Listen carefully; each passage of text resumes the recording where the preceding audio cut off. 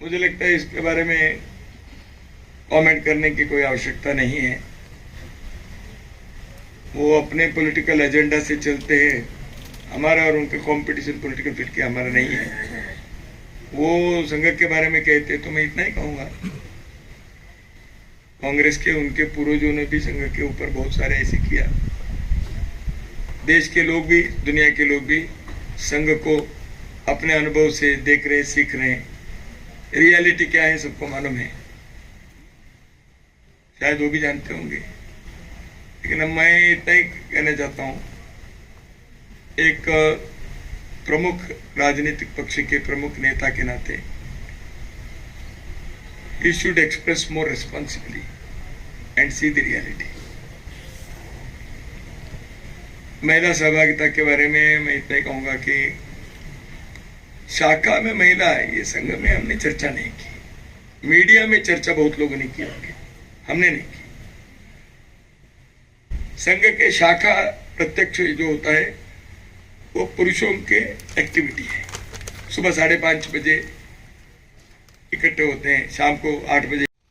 राहुल गांधी कांग्रेस के सांसद हैं, मैंने बताया पहले, he should be more responsible. Emergency जो लागू हुई थी उस समय मैं जेल में था, मुझे जेल में भेजा था कांग्रेस ने। मेरे जैसे हजारों लाखों लोगों को इसे किया, जिन्होंने हिंदुस्तान में संविधान को इस प्रकार किया, हिंदुस्तान को जेल बनाया था, उन्होंने आज तक उसके लिए माफी नहीं मांगी।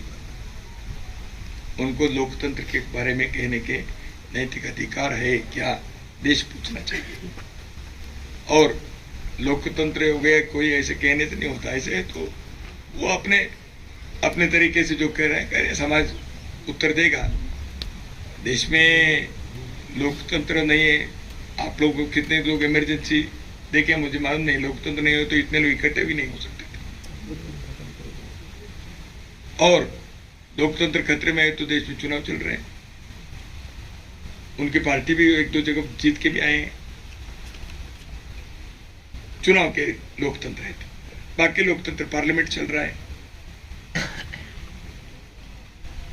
पंचायत से लेकर सभी चुनाव चल रहे हैं। लोकतंत्र हो गया तो 6000 पंचायतों से शिक्षा नीति बनाने के लिए फीडबैक लेकर एक शिक्षा नीति बनी। लोकतंत्र में एक करने की कोई सरकार को मजबूरी नहीं थी।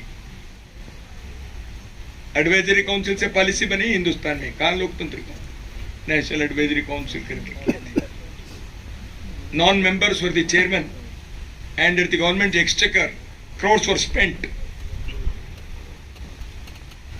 इसलिए मैंने पहले ही कहा, कृपया बताइए, you should make more responsible। ये थियोक्रेटिकल नहीं है। हम 100 साल से हम कह रहे हैं हिंदू राष्ट्र का अर्थ ये है, भारत हिंदू राष्ट्र है, कोई बनाना नहीं है, हिंदू राष्ट्र है ही। State and nation are different.